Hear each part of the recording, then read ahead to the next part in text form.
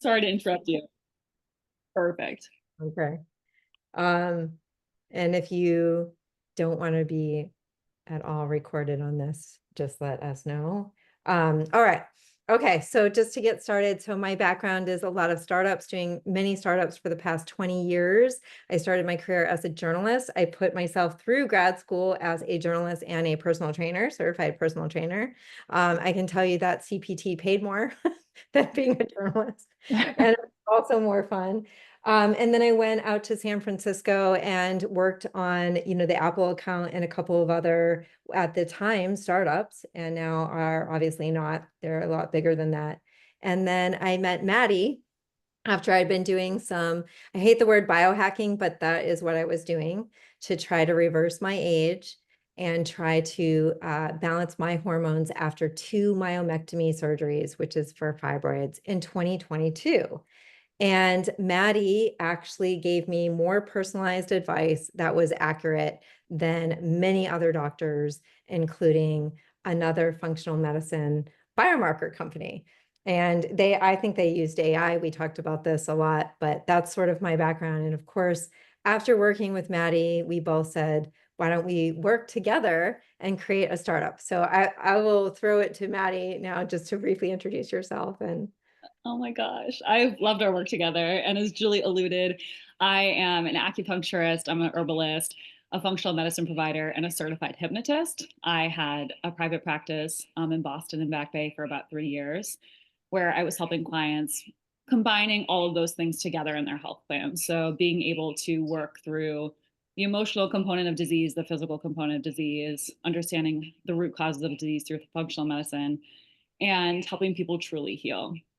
And when I met Julie and our work together, it just became so clear that in order, when we bonded and do our work together, we could reach so many more people and help so many more people.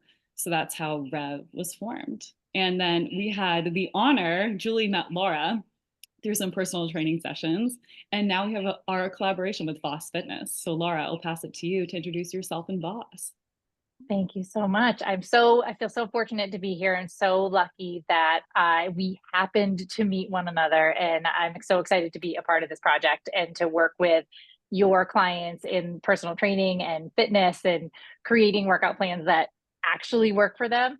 So my name is Laura LeDuc. I've been in the fitness industry since the step aerobics days.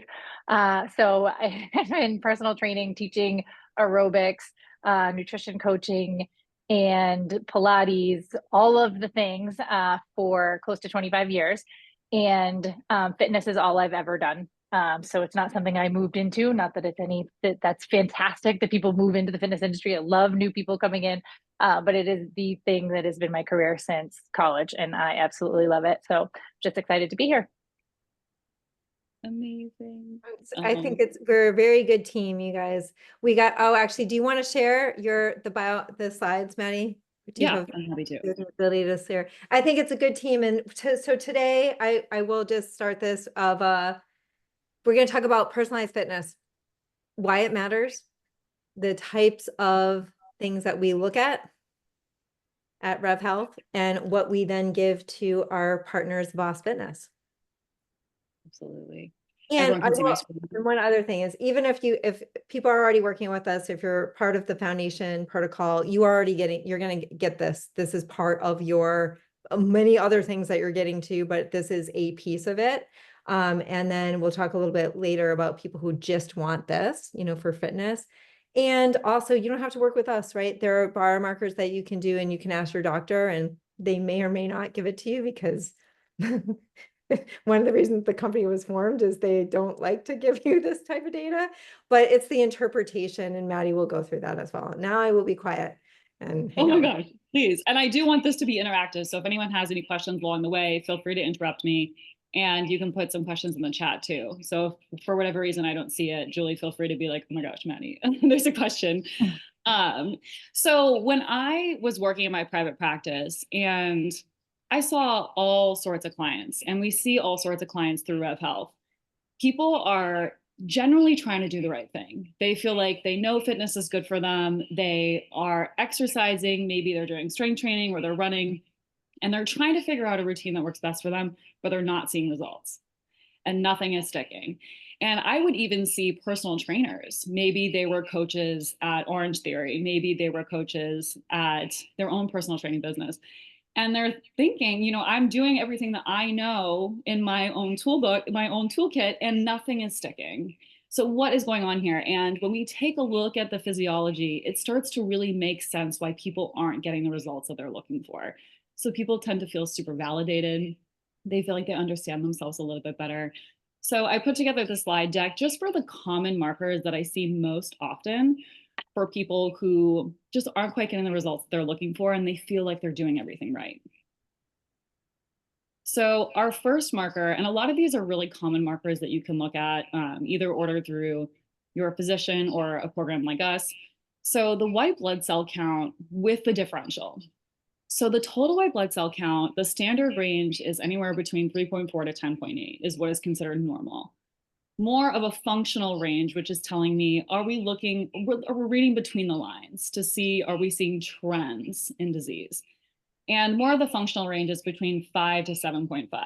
This tells me, is the immune system in an overactive or underactive response? For fitness, we're really wanting to analyze, is the body in more of an anabolic state or a catabolic state? So anabolism is when we're able to build muscle. We can build our body up. We can build things. Catabolism is when your body is breaking down. And when I think about catabolism, I think about the image that always comes to mind is a cat like clawing down, breaking down the muscles. And when our immune system is really activated, we're in a very catabolic state. We can't build things up. So if we have an immune system that is above that functional range, I'm thinking about something more acute.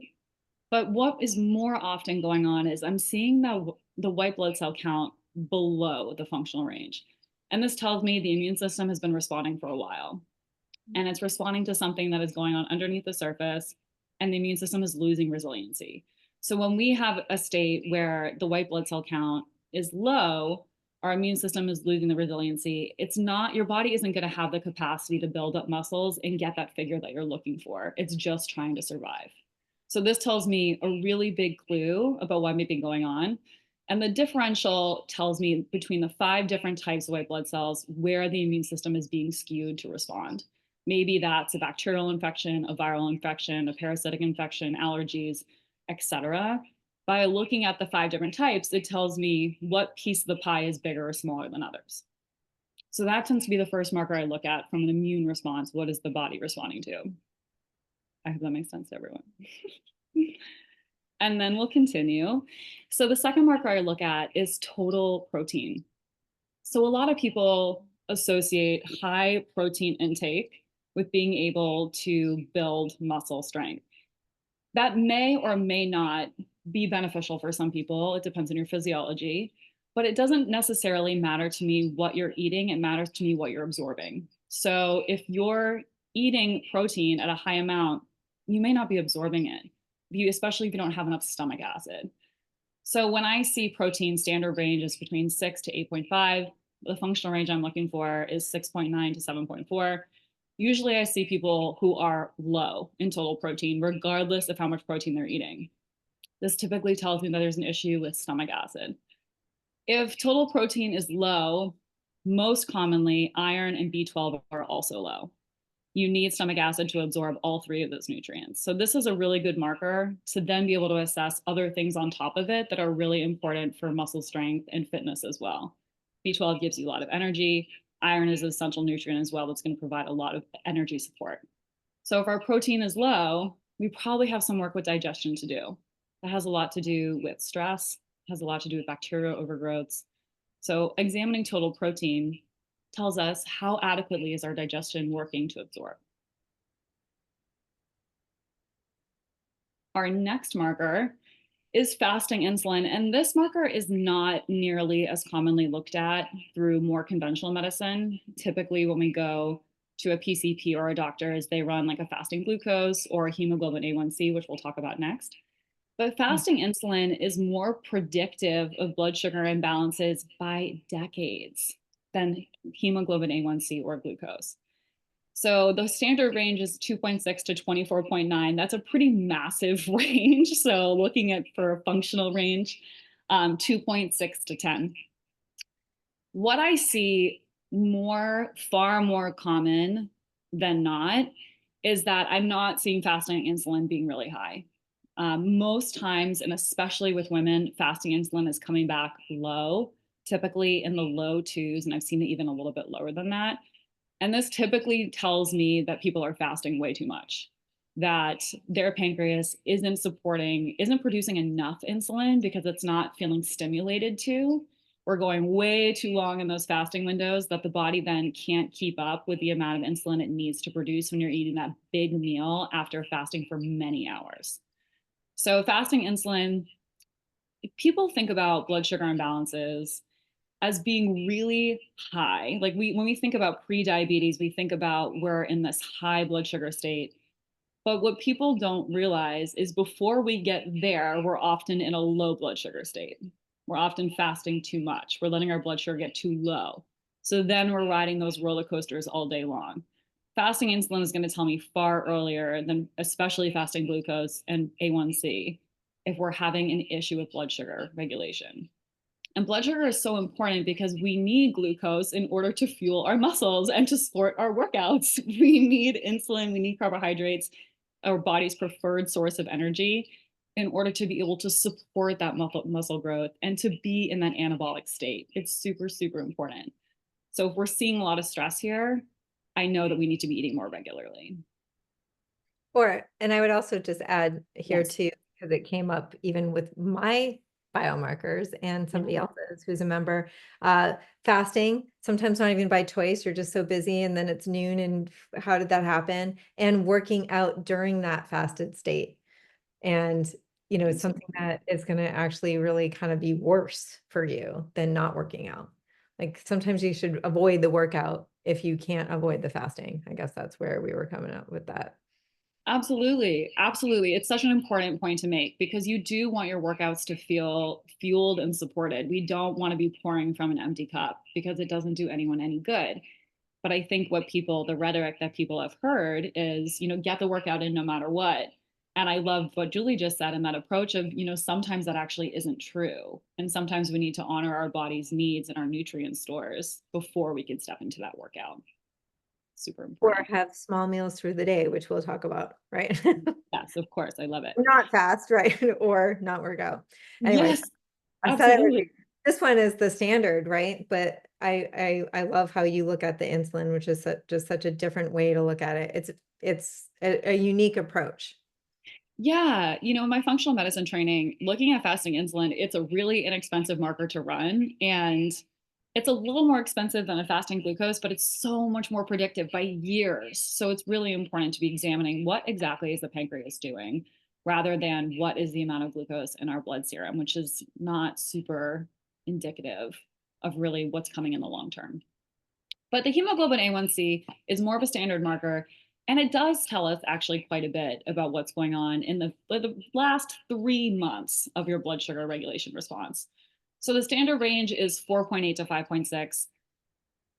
This range, so the functional range for me is 5 to 5.6. Even 5, I'm thinking is a little bit low. Typically, when I see people in that 5, like I kind of want them around like 5.2 or 5.3 ideally. The 0.1s in the hemoglobin A1C count for a lot. So when people get up to like 5.2 or 5.3, they get a little nervous because pre-diabetes is considered a 5.7. And I want to reassure people having a 5.2, 5.3, 5.4, even a 5 is exceptionally normal and very healthy. So this is able to tell us in the past 3-ish months, how is your blood sugar response? Most people on this are coming up low rather than high. And again, I want to remind people that the lower is not the better. And if we're in that low space, we're running on not enough fuel. And this, again, is the pre step to having significant blood sugar issues. So we want to make sure you are within that functional range and you're fueling yourself appropriately, especially when it comes to your workouts. So the next marker we're looking at is HSCRP, which is high sensitivity CRP. And CRP is more of a non-specific inflammatory marker. it tells us, is there some source of inflammation going on in the body? So the standard range is anywhere between 0 to 3. The functional range, ideally, I want to see people below a 1.5, as close to 0 as possible. And anything below 1, I think, is really stellar. And I always congratulate people for that. But I need to understand, and I usually look at this in conjunction with the white blood cell count. Is there inflammation going on in the body in some capacity? Can we understand this CRP marker in context with all the other markers and see where is the inflammation coming from? Because again, if we think back to catabolism and anabolism, do we have that cat clawing at the body, breaking things down, which is high inflammation? Or do we have an anabolic response where we actually have the capacity to build? So when we have chronic inflammation, if this marker comes back, above that 1.5 or especially above the 3, we really need to be thinking about what source of inflammation is going on in the body. If this number is really above 10 or 15, I'm thinking very specific cardiac inflammation. So it does get to the higher it goes, the more specific it gets to more of a cardiometabolic issue. And that's more rare to see, but it does happen. So if we are in an inflammatory state, again, your workouts aren't going to be as beneficial because that inflammation is really high. And until we address the source of inflammation, it's going to be really hard to build the type of physique and fitness regime that you're looking for. Next, and this is really important, a thyroid panel. So most physicians will just order a TSH, which tells me a little bit of what the thyroid's doing. It tells me what the brain is signaling the thyroid to do, but it doesn't actually tell me what the thyroid itself is doing. So it is indicative of something, but it's not indicative of everything. And when we look at a full thyroid panel, we can see T4, the free form. What is the inactive form of thyroid hormone doing? T3, the active form of thyroid. Reverse T3, more of an inflammation marker for the thyroid. And then 2 different antibodies that tell us, is there autoimmunity present in the thyroid? And again, this goes to a more inflammation response. So the thyroid really tells us, what is the body's metabolic set point?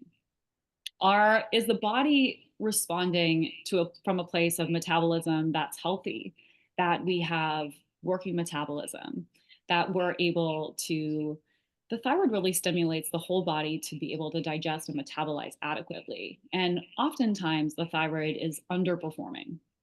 The thyroid acts like the body's toxin scanner. It's super, super sensitive to its environment. So if the thyroid panels are off, I don't necessarily look at this as, okay, I need to address the thyroid. I look at this as, I need to address everything that the thyroid might be responding to. And again, I use the other markers that through our blood work that are telling me maybe what else is going on, because the thyroid itself isn't a root cause, but it definitely tells me what is the environment that the thyroid is working in, if that makes sense. And then our last marker here, I love our cortisol test. It is a 4-point cortisol test with DHEA. So this is a salivary cortisol test, meaning you use your spit. You take 4 points throughout the day, first thing right in the morning, 30 minutes after waking up, around noontime, evening, and night. And this tells us your cortisol curve. So if you'll see, and this was an example, we want this whole graph to be in the green, and your cortisol is what wakes us up in the morning, and it starts off high, which is very normal. And then throughout the day, it declines. And as it declines, melatonin rises, and that's what makes us feel sleepy. They have an inverse relationship. So when we go to bed at night, our cortisol should be lowest and melatonin will be highest. When we're asleep, these things change, and then cortisol wakes us up in the morning. If we are in a really high cortisol state, everybody's really stressed out. And our cortisol is very high. Our sense of alert and hypervigilance is very high. And working out can actually, in certain forms of exercise, be quite beneficial to regulate cortisol. But we need to know what time of day your cortisol pattern is. Because if it's super high in the morning, maybe we want to wait and give you some herbs to lower that a little bit and be able to support your body more in the afternoon. Or maybe you do some supportive movements in the morning and wait to do something more high intensity later in the day. But what I see really often is people think that their cortisol is through the roof. I'm so stressed out. There's so much going on, but they get the results back and their cortisol is actually quite low. And what I've been seeing more and more recently is that it's in this dark blue, that their cortisol is to the point that they actually don't have a lot to give. that they're feeling, and this is what feels like pretty intense overwhelm rather than a lot of anxiety and hypervigilance. It just feels like everything is super overwhelming. And for those people, a high intensity workout probably not going to feel very good because they don't have a whole lot to give.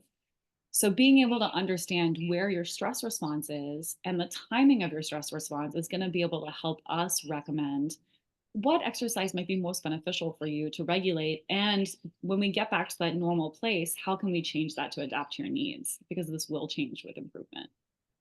We have one question, and I, I mean, we've talked Yes. about this before too, but one of the questions that came in with this specifically was, should we avoid, if we have high cortisol, should we avoid spiking the cortisol? And this relates to a lot of like as women into their 30s and beyond, where we've been told to not spike the cortisol.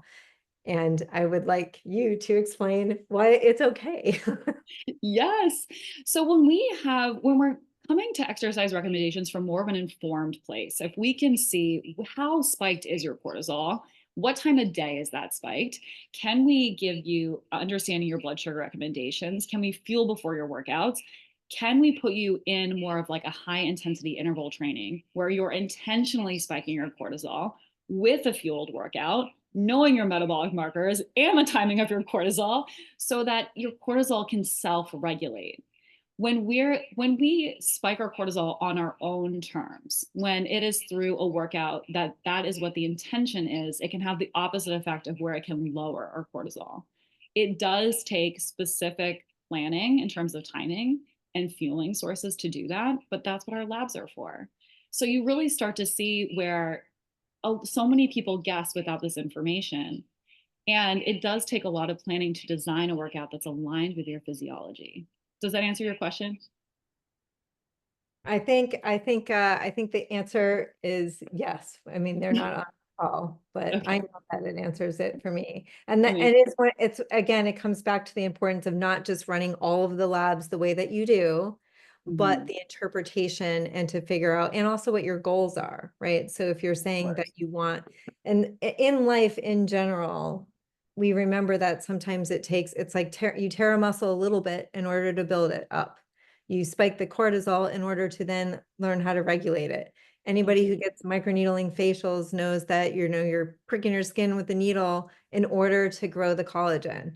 So, or you create a company and you work every day for 2 months. Whatever you do in life, like you have a period of being uncomfortable in order to make it better, but you need to go into it very informed, because otherwise you could very easily, like if you have low cortisol but you think you're high, you're in a freeze state, and when you're doing sprint interval training, you are just putting yourself into a loop of pain. And you're not only not going to lose weight or gain muscle, but it could make it worse. You could gain weight. You could have, a lot of other issues going on. Yeah, I've seen that so many times, especially women who are more high powered, they're more type A. They think that more and more and more, I just need to do more. I need to be working out more. And sometimes we have to see what their labs say, because oftentimes I'm asking them to do a little less to come back to themselves, to be able to rest more and plan their workouts accordingly with intention.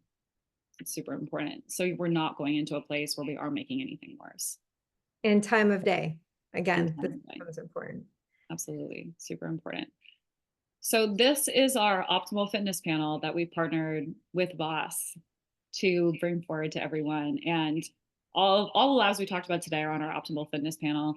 We have our Sorry, I'm sorry. I did it. The oh biological no, please. I know I'm gonna go to you because I absolutely want you to talk about that.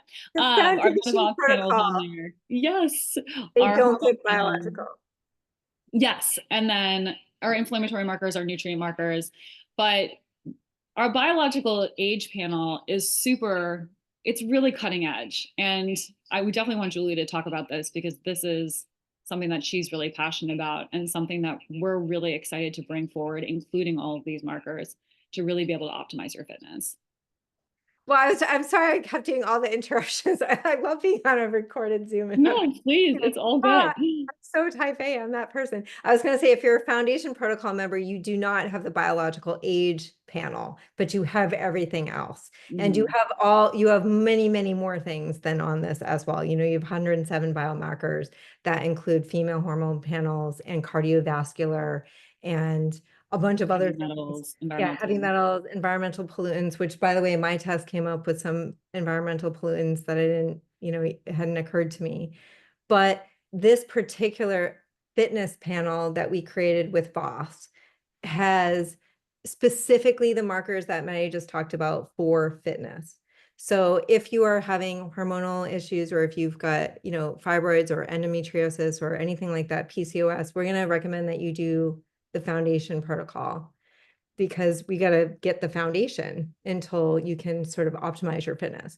But for somebody who's like, oh no, I'm good, but I'm working out 4 times a week with Laura and her team, and it's not really working for me, or you want to just kind of understand a little bit more the biologic, all of these things that Maddie just talked about, which is so brilliant. And really, Maddie, you're like, the only person in the world, so we need to clone you to like figure out how to have more people know this stuff. But biological age, yeah. So the max VO2, I mean, Laura, you can speak to this as well, but how well are your oxygen capacity? So everybody's probably seen, I don't know, like sci-fi movies or something where somebody's got something on their face and it's tracking their oxygen while they're running on a treadmill, and to see what your oxygen capacity is. A lot of people, especially as they get older, will do only weightlifting or a lot of like, anaerobic stuff, and then their oxygen capacity is decreasing. You still need to be able to run for the bus if you got to run for the bus. And we will track that. We track your telomere length. And I guess the fastest way I could explain it is, as we get older, our cells start fraying at the ends. It's sort of like a shoelace where the plastic cap comes off, and then suddenly it's a big mess and it's fraying and fraying. It happens to your DNA as you get older. It's not a very pretty thing to think about, but that's literally how we age. But there are ways to reverse it. First, we've got to know what the pace of your aging is, and the pace of your aging for each organ. So we run what's called a telomere report, which will give us that. So together, all of this stuff going into fitness is going to show us, how well are you really tracking to be able to optimize your fitness? And we've noticed that this, because obviously most of our members are women, but biological age, a lot of guys really like this. I like it too. I'm obsessed with my biological age, but it's a thing where like a lot of dudes in our lives were like, let me get that test. So if you know any, people in your life that might want this, but we'll talk about and give you a link to this later. It's a collaboration specifically with Laura and her team to create something that we knew that her clients would want. And then, to maybe bring in other people who might want to use Voss's services. Once Rev does this report, which is like 50 plus pages, and it's personalized to you, and it gives you some really good recommendations for all of this, then if you want to work with Laura and her team, then you would get a personalized, like, here's what you're going to do 5 days a week, and do virtual training. And I guess we can maybe have Laura speak a little bit about how, I don't know, do we want to bring up our report or part of the report? I think that sounds great. And I just to talk about the fitness part of it, I wanted to just say that a lot of times we end up working with clients who do they do all of their workouts, they follow all the plans, they come in every day and they gain some traction and they get really excited about how they're feeling, how they're starting to look, and then they maybe go out for a weekend and then feel like they backslide. And they're like, I just was feeling so good. And then suddenly I went out and now I don't feel good anymore. And it's like, they feel like they're just not making enough changes. And I think what happens is we can design all of the workouts on the planet, but if we don't know what's going on inside someone's body, then we don't know how their body is going to react to those workouts. So everything that Maddie, you just said, and Julie, you just said about the biomarkers and how your body is responding to the workouts you're doing, the amount of sleep you're getting, the amount of stress that you have in your system, and how long your body's been under all of the stressors, or how long you've been doing those particular workouts. But that all matters. And as personal trainers, we're guessing based on, years of working with people and saying like, all right, well, this typically happens, so let's try this. This typically happens at this age, so let's try that. And a lot of times it works. And then sometimes for some people, they just feel like they stay stuck, even though they feel great from their workouts. This is where this comes in for us. Yeah, and it's so motivating, even for you and your team as well. Everybody wants to feel like they're making progress, right? You're collaborating with your client, and your client wants to feel like their goals are being met, and you want to feel like you're helping them get there. And so this is just something that really helps. And whether or not, you're getting the Rev report or anything like that, like getting these labs, getting these biomarkers, sharing it with your personal trainer is really useful. Like anybody who actually is a client of ours on the phone knows that the way that Maddie looks at her stuff is very, very different. I don't know if you guys can see my screen. Yep, we can see it. Part of our, Yep. Okay, wow, it's the first time a lot of people have seen this, right? Because I've been blocking it from being online. But so the optimal fitness if you're a foundation protocol member, you get a report that's really intense, but typically even bigger than this. But for example, the optimal fitness, which is just really looking at what we just showed you with the fitness biomarkers and some of the telomere biological age stuff, you get a report that goes into everything. You've got a plan just for you, your real age, telomere length, and you're going to get into some stuff from our intake form. Our intake form is asking all these questions about your life, your stress, your sleep, your diet, things that a lot of doctors unfortunately don't really ask you, but really matter for your overall health, as we all know. And I will just skip into some of this. So I'm not going to show the whole report, obviously, but if you're getting something like this, you'll get an executive summary. Foundation protocol members get something that's a little bit extra, right? Because you've got more stuff that you're looking at. If there needs to be a referral to your doctor, supplements. Someday, maybe Chinese herbs are going to go in here, right, Maddie? Yep, that is an entire possibility. I love herbal medicine. May I jump in right here? Yes. While you're just the supplement recommendations. One of the other things that I think we run into when we don't test is we read something like this that says, all right, probiotic 2 with every meal, magnesium. All right, so I need to add magnesium. I need to add probiotics. I need to add this and this, because either your best friend is doing it or you just happen to see it on this, protocol that you saw on a webinar. But that's for somebody else.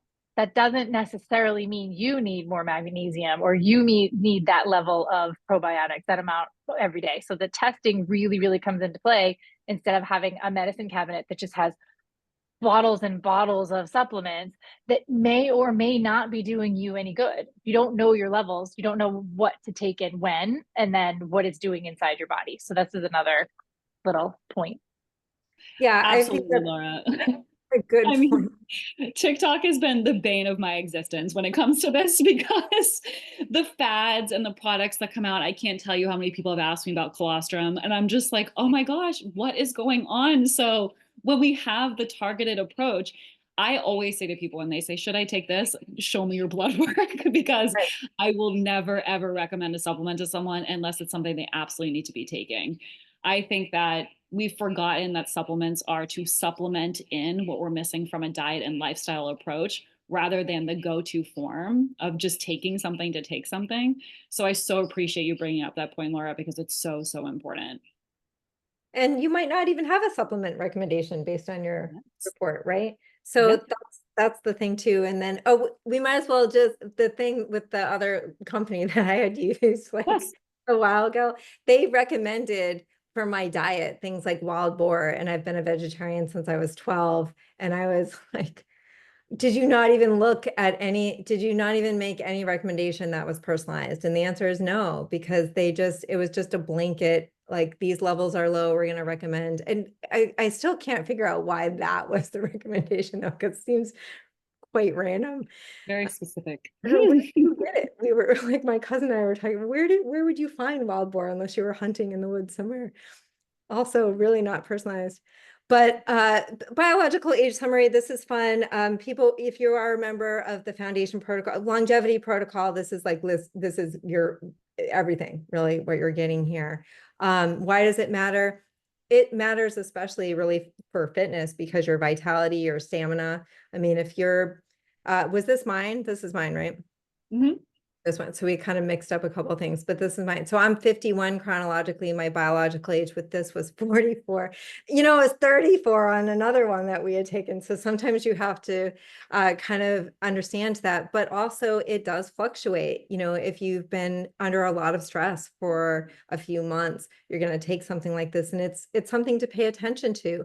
Obviously, if it's higher than your actual chronological age, you want to really start thinking about like what's going on, because how your cells behave is actually very important. If they're behaving older than they are, it's not a good thing, because it means that every single part of your system, your bodily systems and your cells are aging faster, which means, you know, you're going to get some chronic disease that you could hopefully stave off like a few years or a few decades. So being younger biologically is much better. Telomere length, again, it's like the shoelace thing. You know, longer in this case is actually better. Shorter means they're fraying, like that, you know, thing. So we do look at stuff. Max VO2 oxygen capacity. We look at your Dunedin pace test, which is the latest test for the rate of your aging. So for every year that this is mine, right? For every year I'm aging, it's 0.89 years. Great. I'm the type of person who looks at this and gets upset and wants it to be better. But you know, what we're generally looking for with this kind of stuff is, it matters too with the fitness recommendation specifically, because if somebody is not performing, you know, if they're 1.5 years or something, we're not going to recommend like really strenuous workouts. If they don't have a huge oxygen capacity, actually what I would do, and Laura, you know, I would recommend that they put in more aerobics, right? It's like, you got to boost that up. So these are the things that, but not like overnight, right? So you're going to want a plan that's not going to hurt you. But the intake form insights, I mean, Maddie, I'll like pass it to you with this. Like, I've never seen anything like it. And so I just love the fact that you're looking at all of these things together. Yeah, these reports, they really are they're pretty amazing. And this next section, the intake form insights, it combines everything that we're seeing in the labs with all the lifestyle information that you filled out in your intake form. And our intake form is really extensive, so we get to learn a lot about you. And this is where we're seeing, you know, even for like the sleep recommendations, like I'm looking at your cortisol curve, I'm looking at your magnesium status, I'm looking at all of these things. You know, when you tell me you go to sleep, how many hours of sleep you're getting, how fatigued you feel, and combining all of those into one sleep recommendation. So it's really, when we say personalized, like we mean they are very personalized.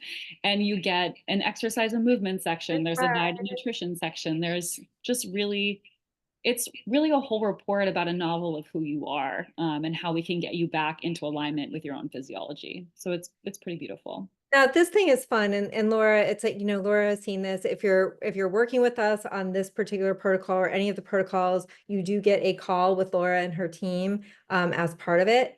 But if you want to take it further and work with a personal trainer, then we would recommend at the very least sending them this page or a few others related directly to our recommendations for exercise. Because it's going to say things like, for example, I think this one is not mine. This was sort of a made up one that we did, I think, as an example. But eat an hour, or maybe it is mine, eat an hour before working out, because the fasting glucose and insulin levels were low, right? So not really the time to do some sprint training. Your body's already really trying hard, you know, to be awake. Shorter bursts of intensity. Some of the other things that they were looking for, like recommending, you know, 2 to 3 sessions a week of high intensity interval training, guesstimating a bit on the muscle fiber type, which as women, well, anybody as we age, you lose the amount of fast twitch muscle fiber type, which is directly related to your metabolism, your ability to lose weight, your ability to gain muscle, your ability to do what I call, the little plyometric-y things, which are very important. So if you're about to fall on ice, do you actually have the ability to like correct yourself? As you get older, we look at my parents, who are in their 80s, if they didn't do what they do with like all their tennis and their sports and walking around all day long, I would be very worried about them in the winter, because you lose that ability to like have the fast reflex. It's literally back to your muscle fiber type. And we guesstimate that based on your intake form and also your labs. I don't actually know anybody who's doing that either. So we're doing some cool stuff. And then the summary of recommendations, obviously we all know that exercise is just awesome, as Laura has built her entire career over what I think is really the key to longevity in so many ways. Now, obviously, if you're dealing with other things, and, not to keep talking about when I had my fibroids and I had gained 20 pounds because I had, 11-pound fibroid, that's nothing I did was going to make a difference. I was sick. I had to fix that particular problem. And that was stuff that had come out in the more hormone marker labs. So the optimal fitness stuff is not necessarily for that. So, but what it is for is, if you want to optimize your fitness. As part of everything that we do, we always look at food and nutrition as well. So any of our protocols that do the lab work are going to give you a report that's, they're really like, I would say the minimum was like probably 40 pages, because it's completely personalized to you.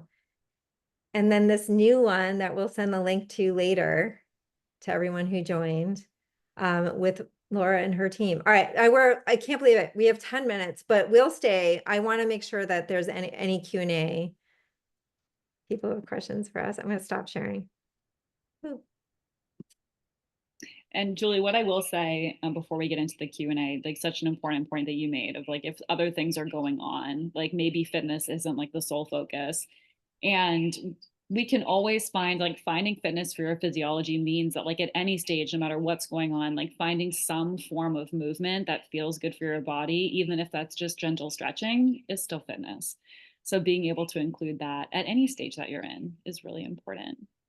Actually, thank you so much for saying that, Maddie, because no matter what, it's going to be better. And for example, even when I was going through my surgeries, even though I knew that I wasn't necessarily going to lose weight from working out because I'm in the middle of surgeries, it's the stronger your heart is, the stronger your entire body is, like being able to sleep, all of the other benefits of exercise are incredibly important. So you want to make sure that you're doing something and still getting things in. I did actually still run and hike, even like 3 days before my surgery. And I had very low ferritin and iron levels and a bunch of things, but I monitored it.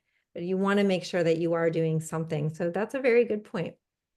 You just might not be able to reach a goal of, weightlifting or losing a lot of weight if you've got underlying things going on. Yeah. All about meeting your body where it's at. I had to really readjust that for myself in the past couple of years. As some of you know, dealing with more chronic health issues myself, Lyme disease and mold illness, some chronic viral issues. And a lot of times exercise just was like very inaccessible to me. And I had to focus really on doing more like lymphatic moving exercises that just push my lymph in a really gentle way. And it would just take like a few minutes a day. And there were some times that's all that I could do, and it was enough.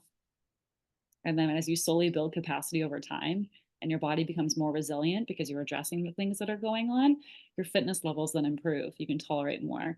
So it is a really beautiful journey of just continuing to build body capacity. I think that's what we offer people along the way. And then back to you, Laura, to your team. You have a team of many, many people who do various forms of exercise. So depending on the recommendations, we would point you maybe to somebody who's doing more yoga or Pilates or strength training.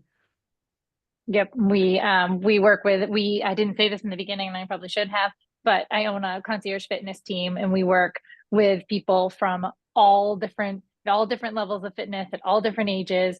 And we meet people where they are for both literally and figuratively, because we meet them in their homes a lot of times. And we're meeting them where they are for exercise. So sometimes we have someone who's completely deconditioned. Sometimes we have someone who's just a stressed out executive who was just retired and suddenly found that they have all this time on their hands and they want to get back into working out, but they hurt themselves in their first workout, right? So we're building that capacity, and we're helping people through, whether it be Pilates, and it could be Pilates for more mobility and flexibility, leading into more strength, leading in that Pilates once they're getting their body awareness back and figuring out how to move and what movements feel good. They get stronger. We start building in more traditional strength training routines, working on their VO2 max, working on their cardio capacity. We have a lot of people who are going through or looking ahead to or looking behind at replaced joints, from ankles to knees to hips to shoulders, and working with people along the way, right? That person who just had a knee replacement or a hip replacement isn't looking for weight loss. Like, we're not doing that, but we are working to get them back to a place where if weight loss is a goal, then we can start working on that. So we get them stronger all around so that they can move on. But again, knowing what's happening inside someone's body makes it so much easier for us to program, even for that person who just had a hip replacement. Yeah. And I love that. No two people are the same. That's another thing too. That's what we all know. Chat TPD has been a very beautiful thing in some ways, but I would not recommend it for your exercise plan or your diet plan. Yeah. Not going to be personalized. I mean, so that's the thing. At this point, we can go online and find all of this information, right? You can find a workout and you can follow a workout, but and you can take guesswork from all of your doctor's labs, and you can say, well, or if I have this and I have this and I think I have this and I think these go together and I read somewhere that this one affects this one, and you can kind of make it up. But if you're not really sure and you don't have someone like Maddie reading your labs, you're guessing. So yeah. Yeah. And it tends to lead to more frustration. And I think there's part of it is people think that they have to do everything themselves. And as women, especially, I'm like, oh my gosh, accept the help. We're here to help. We're here to help you. And I would love to support you. So kind of reframing it that way of like, maybe it would be really nice to have some help with this. Maybe I would really like some support. A guide. A guide. Oh, a guide. Yes, we will be your guides. But any questions, if you don't want to talk to, you're welcome to put them in the chat as well, if anyone has any questions. But it's okay if you don't, too. Always send us an email as well, or book a 15-minute guidance call. Absolutely. Yeah, we have that option on our website. If you are curious about any of the protocols, if you have any questions for us specifically, you can always book that 15-minute call anytime, and we'd love to be able to answer any of your questions. I think that was, I can't see anything in chat. Yeah, I think. I'll ask a question. Yes. Question around, obviously, labs using those markers and everything to help construct workouts. What about other, like, for example, if you have an Oura ring and using, like, that's what I'm primarily using to help, like, guide how I'm feeling on a particular day, because I come from a strict background of like intense workouts all the time. You have to work out every single day. And so I don't always trust myself that like, oh, today I'm not feeling great. And then using like an Oura ring data. And then that kind of leads into my second question, because there's been like a lot of chatter on social media about like adjusting your training programs around your cycle. And so kind of how those two things would impact like workout regimen on top of all of the biomarkers and data that you do in testing. Yeah, absolutely. I'll take the first part of that question. And Laura, I think I'll defer to you for the second part of that question. And of course, if anyone has anything to say. I think the wearables, I think are a really beautiful way to build self-trust, because they tend to really validate for you how you're feeling. And what I say to people typically is like, if it's making you feel good and you enjoy wearing it, and especially if you're someone who has relied on more routine than intuitively feeling into how your body's feeling, which so many of us get into that place, it can be really validating in a way to check in about saying like, oh, I actually do feel that way. Or, huh, that's what that feels like. Because sometimes it does take, we're a little bit disconnected, so many of us, from our bodies. So it helps to tune into those cues. What I encourage people who wear wearables is to, before you check, tap into how you're feeling. What do I anticipate this is going to say? How do I currently feel? And get that in your mind and then check. And then, oh, maybe this is this correlation, and building that self-trust and kind of remembering what those feelings feel like, if that makes sense. Cycles, Laura. Yes. Oh, let me jump in on the Oura Ring too, because I am also one of those people that when I got the Oura Ring, it was sort of this like, I didn't really sleep well. And you look at your sleep score or you look at your readiness score and you're kind of like, so it's true. I don't feel good. Like, oh, I might be coming down with something. It is this thing that sort of gives you the permission that I feel like a lot of times, especially as women, we don't give ourselves. We don't give ourselves the permission to take the break. We don't give ourselves the permission to have a slower workout. We don't give ourselves the permission to take a nap. And sometimes having a wearable can give you that opportunity. And just like Maddie just said, if you are, I think it's really, really important for you to maybe take the data for a little while and then check yourself against the data so that it doesn't start to stress you out. Because I do have other people who have been like, I stopped wearing it because my sleep score was always bad, or I stopped wearing it because it kept telling me I needed a break. Most likely it was telling them something about their body and that they needed a break. They weren't ready to actually submit to the fact that they needed a break. So check in with yourself, check in with the scores, and then sort of make informed decisions that way. I will tell you, just from a personal perspective, that cycle syncing with my workouts and my Oura Ring definitely helps me.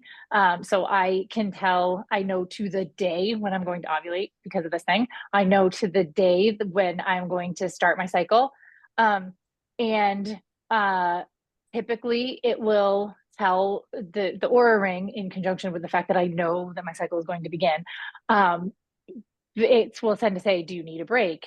Or like your body temperature has been elevated for the past 3 days. It's likely that you may need a break, maybe take it easy. Generally during those weeks where you're at the end of your cycle, getting ready to start your new cycle, heavy sprint workouts are not what I'm doing. But listen to your body, right? Like, you don't feel like doing them. It doesn't feel good when you get on and you do a million sprints and you're also uncomfortable or heavy or bloated or your boobs hurt or whatever it is. So you're listening to your body as you're going through your cycle and noticing what you feel like during your workouts. You may be a person that at the beginning of your cycle, you do feel like you've got some extra oomph and you want to go heavier with your weight training.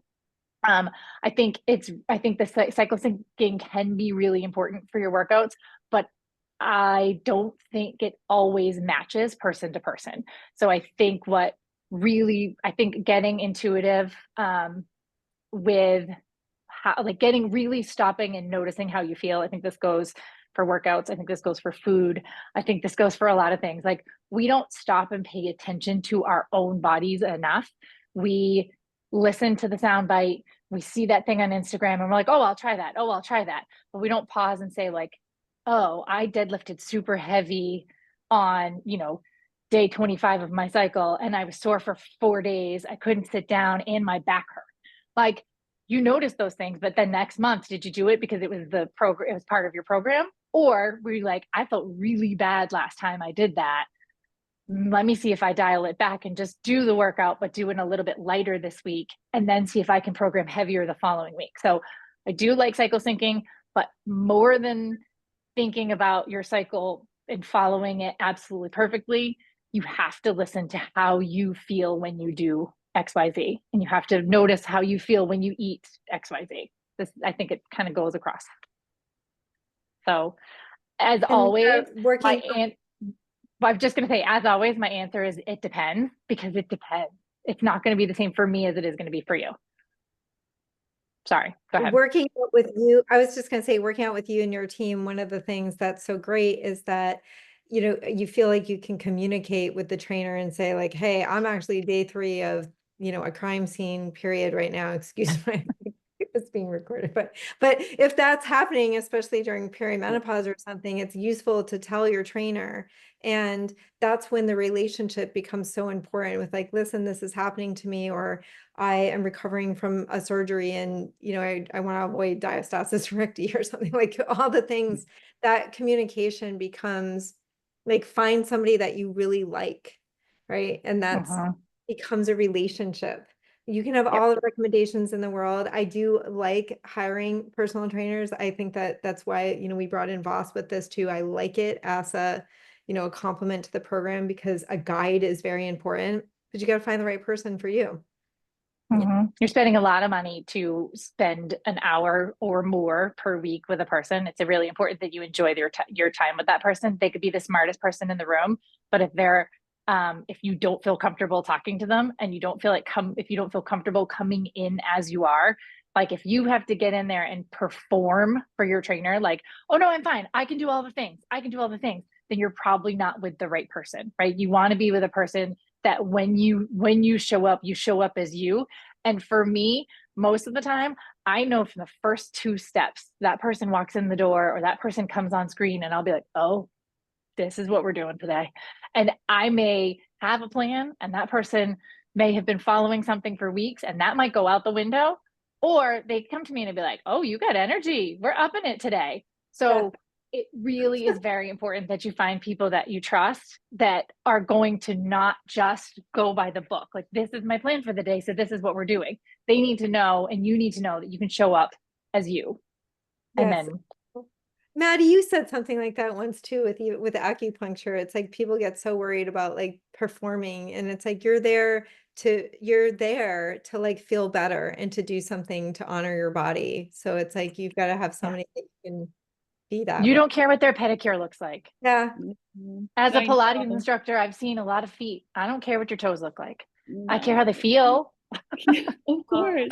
I know, just being able to, I think it's so, you know, why we've been so particular about our collaborations, and Laura, why you're so amazing, is being able, it is a skill, finding people who can hold space for other people to show up exactly as they are.